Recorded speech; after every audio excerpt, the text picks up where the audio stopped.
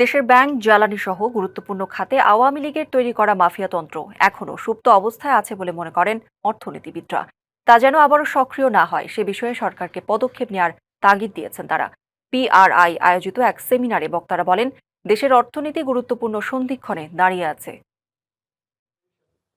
দেশের অর্থনীতিতে স্থিতিশীলতা ফেরাতে কেবল সামষ্টিক অর্থনৈতিক ব্যবস্থাপনা যথেষ্ট নয়, বরং টেকসই প্রবৃদ্ধি পুনরুদ্ধারে উৎপাদনশীলতা ভিত্তিক সংস্কার জরুরি বলে মনে করে পলিসি রিসার্চ ইনস্টিটিউট। বৃহস্পতিবার রাজধানীতে পিআরআই আয়োজিত সেমিনারে বক্তারা বলেন, এখনো আর্থিক খাতে মাফিয়াতন্ত্র সুপ্ত অবস্থায় আছে। ব্যাংকিং খাত, জ্বালানি বিদ্যুৎ খাত, অবকাঠামোগত খাত, এইখানে যে একটা আধিপত্য বিস্তার হয়েছে, এমন ভাবে যে একটা গোষ্ঠী গড়ে উঠেছে যারা কিনা more powerful than the state. তো ওই রকম একটা মাফিয়াতন্ত্রের মতো হয়ে না যায় যাতে বাংলাদেশ এখনো যদি চেপে থাকে, একটু সুপ্ত অবস্থায় আছে।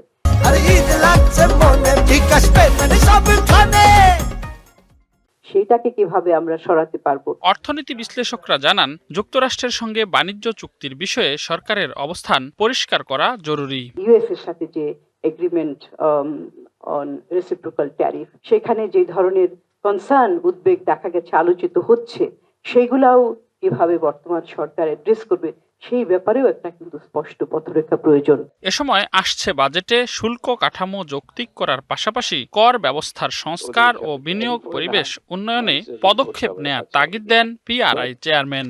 Exchange rate flexibility is part of our competitiveness strategy. So এটা এখন ধরে রাখতে পারবে কিনা, it's an issue we'll have to watch.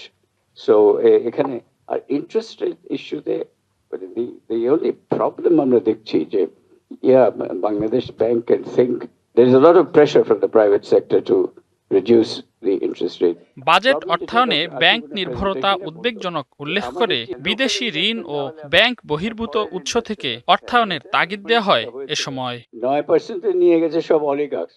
Redwanul Haque, DBC news, Dhaka.